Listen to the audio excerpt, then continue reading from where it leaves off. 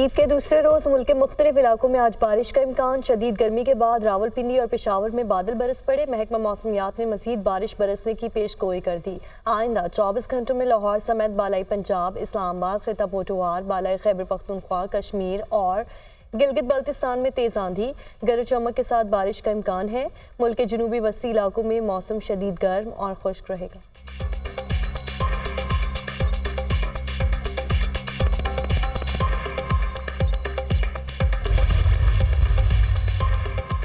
ईद उल अज़हा का दूसरा रोज़ ख्वाबों और मौज मस्ती के प्लान तैयार। कहीं सैर सपाटे तो कहीं दावतों के दौरान हल्ले गुल्ले का है प्रोग्राम। घरों में लजीज पकवान बनेंगे, मज़े मज़े की डिशेस से मेहमानों की तवासु होगी। मेल मुलाकातों का सिलसिला भी जारी रहेगा। बच्चा पार्टी ने भी अपने प्लान तैयार कर लिए। कोई चिड़ियाघर तो कोई पार्क जाने के लिए बेताब। सुन्नत इब्राहिमी की अदायगी का सिलसिला अभी भी जारी।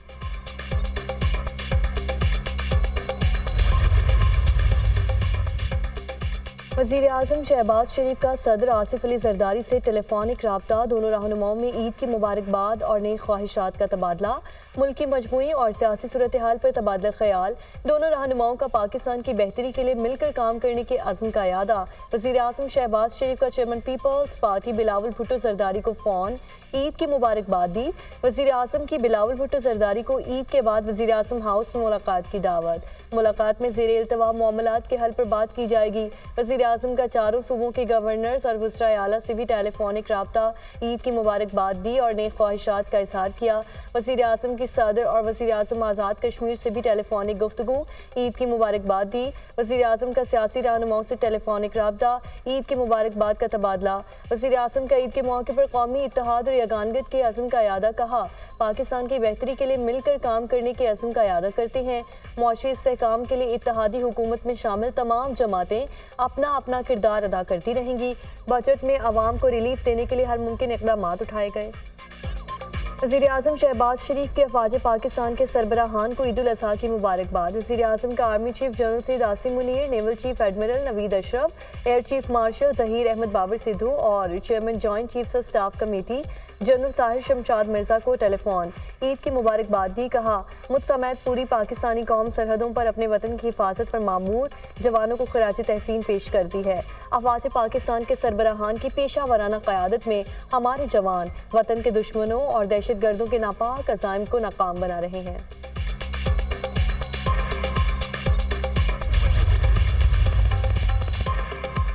Army chief general Asim Munir का LOC के हाजीपीर सेक्टर का दौरा। आर्मी चीफ ने अगले मोर्चों पर तैनात जवानों के साथ ईद मनाई। अफसरान और जवानों के साथ नमाज ईद अदा की। मुल्क में अमन और इस्तेहकाम के लिए दुआ। आर्मी चीफ का शोहदा की कुर्बानियों को भरपूर खिराज तहसीन। कहा, जवानों के लिए घरों से दूर महाज पर ईद बाइसे फ़ख्र है। अपने घर वालों से दूर वतन की हिफाजत के फ़र्ज़ की अदायगी ज़्यादा अहम है। आर्मी चीफ की कश्मीरियों पर भारतीय जबर की शदीद मुसम्मत। कहा, भारतीय इंतखाबात के बाद कश्मीरियों पर जुल्म सितम में इजाफा हुआ है। भारत के सियासी मकासद के लिए फॉल्स फ्लैग ऑपरेशन मामूल बनते जा रहे हैं। किसी भी जारियत का मुंह तोड़ जवाब दिया जाएगा। कौम की हिमायत से दुश्मन को भरपूर जवाब देंगे। आर्मी चीफ का कश्मीरियों की जिद्दोजहद आज़ादी की हिमायत के आज़म का यादा।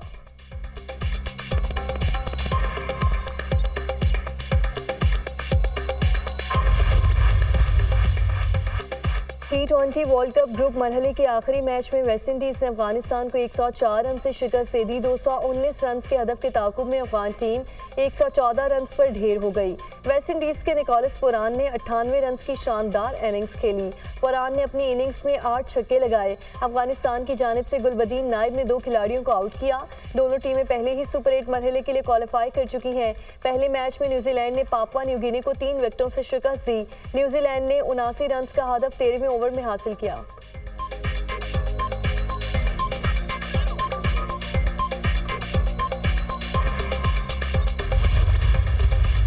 वर्ल्ड कप T20 में मायूस कुन कारकर्दगी के बाद कौमी टीम का वतन वापसी का सफर शुरू। कैप्टन बाबर आजम समेत 6 खिलाड़ी टीम के साथ वापस नहीं आएंगे।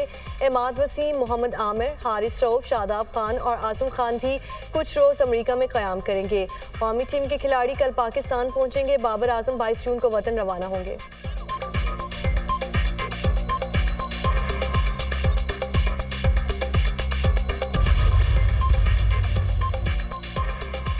पंजाब में साफ सुथराई के हवाले से आज एक नई तारीख लिखी गई। वज़ीर आला मरीम नवाज ने हुकूमती मशीनरी की खुद निगरानी की। मरीम नवाज की वज़ीर लोकल गवर्नमेंट ज़ीशान रफ़ीक और सेक्रेटरी लोकल गवर्नमेंट शकील को शाबाश। कमिश्नर डीसीज इंतज़ामी म्यूनसिपल समेत तमाम इदारों अफसरान और अमले को बेहतरीन कारकर्दगी पर शाबाश दी है। सीनियर सूबाई वज़ीर मरीम औरंगज़ेब का बयान कहा, बर वक्त आलाइशें ठिकाने लगाने और सफाई सुथराई के लिए पूरे सूबे के मुतालिका इदारे, इंतजामिया के अफसरान और तमाम टीमों ने बड़ी मेहनत से काम किया। लाहौर वेस्ट मैनेजमेंट कंपनी के अफसरान और अमले की कारकर्दगी भी लायक तहसीन है। ताउन करने पर शहरियों का भी शुक्रिया अदा करते हैं। सब इसी तरह मिलकर काम करेंगे तो सबको सुथरा पंजाब नजर आएगा। ईद उल अजहा के अगले 2 दिन भी इसी जज्बे से काम करेंगे। शहरियों को खिदमात की फराहमी पर समझौता नहीं होगा।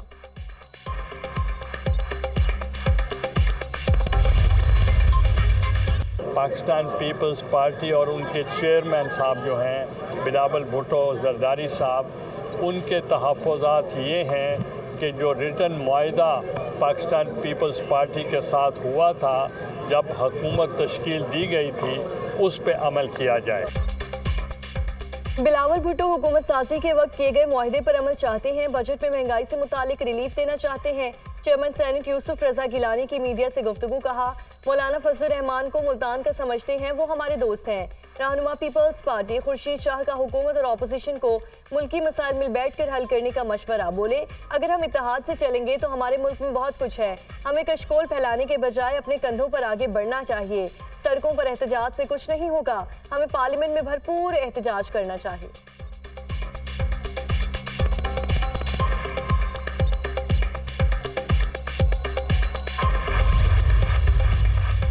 देखो, फ्यूचर स्टडी हमारी यही है, सबसे टॉप प्रायोरिटी हमारी यही है कि खान साहब बाहर हो और खान साहब के लिए हम कोशिश कर रहे हैं। हम पहले दिन से कहते चले आ रहे हैं कि 200 केसेस बने, सारे बोगस है और बेसलेस है और ये पॉलिटिकल विक्टिमाइजेशन है।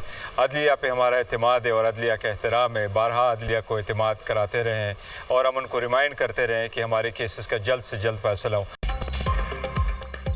बानी पीटीआई पर 200 बोगस केसेस बनाए गए। अदलिया पर भरपूर एतमाद है। बानी पीटीआई की रिहाई हमारी अव्वलीन तरजीह है। 2 तारीख को इद्दत के केस का फैसला हो जाएगा तो बानी पीटीआई जेल से बाहर होंगे। चेयरमैन पीटीआई बैरिस्टर गौहर की मीडिया टॉक, कहा, वफाक के बगैर सूबा नहीं चल सकता। वफाक से पैसे मिलेंगे तो ही सूबा चलेगा। वफाकी हुकूमत ने केपी और ट्राइबल प्रोजेक्ट निकाल दिए हैं, इस पर बात हो रही है। सेनेट में भी इस हवाले से आवाज उठाई है।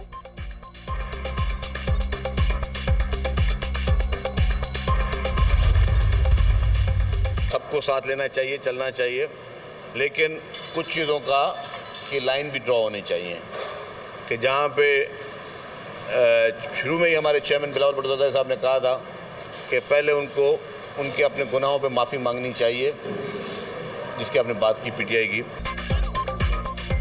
पीटीआई अपने गुनाहों की माफी मांगे, कुछ चीजों की लाइन ड्रॉ होनी चाहिए। सियासी जमातों को सबको साथ लेकर चलना चाहिए। पीपल्स पार्टी अपने एतराजात पर वफाक से बात करेगी। सीनियर सूबाई वजीर शर्जील इनाम मेमन की प्रेस कॉन्फ्रेंस, कहा, ज्यादा से ज्यादा लोगों को टैक्स नेट में लाना चाहते हैं। मुनशियात फरोशों के खिलाफ जहाद कर रहे हैं।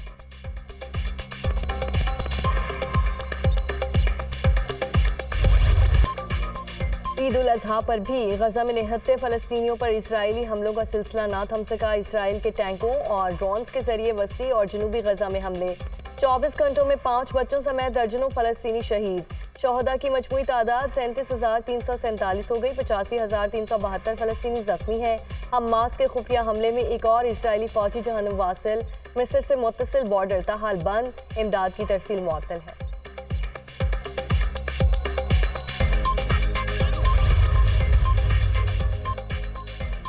गजा जंग जारी रखने पर इख्तिलाफात। नेतन्याहू ने जंगी काबीना तहलील कर दी। बेनी गैटनर ने मुस्ताफी होने के बाद जंगी काबीना की जरूरत नहीं रही। नेतन्याहू, गजा में जंग जारी रखने पर इख्तिलाफात के बाद जंगी काबीना में शामिल 2 वज़रा मुस्ताफी हो गए थे। इसराइली वज़ीर आज़म पर इंतहा पसंद जमातों की जानिब से जंगी काबीना में नए अरकान को शामिल करने का दबाव था। नेतन्याहू जंग में हमें हकीकी कामयाबी की जानिब बढ़ने से रोक रहे हैं। बेनी गैटनर का मौक़िफ़।